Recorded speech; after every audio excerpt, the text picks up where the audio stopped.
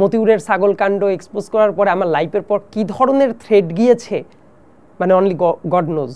এই সময়টা যে আপনি তো অনেক কথা বলছেন সোশ্যাল মিডিয়াতে, তো সোশ্যাল মিডিয়াতে যারা কথা বলেছে তাদেরকে কিন্তু বিভিন্নভাবে আমরা এখন জানতে পাচ্ছি যে তাদেরকে বিভিন্ন হুমকি দেওয়া হয়েছে, তাদেরকে বিভিন্ন টাকা দিয়ে, টাকার প্রলোভন দেখিয়ে বিভিন্ন রকম ভিডিওস, সেই সাবেক সরকারের পক্ষে বিভিন্ন রকমের ভিডিওস বানানোর জন্য বলা হয়েছে।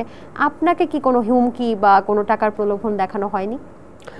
শুধু টাকার প্রলোভন না, দেখেন আমি যেহেতু ইন্ডিপেন্ডেন্ট জার্নালিস্ট হিসেবে কাজ করেছি, বিভিন্ন তদন্তগুলোর কাজ প্রকাশ করেছি, মতিউরের ছাগল কাণ্ড এক্সপোজ করার পরে আমার লাইফের পর কি ধরনের থ্রেড গিয়েছে, মানে অনলি গড নোজ।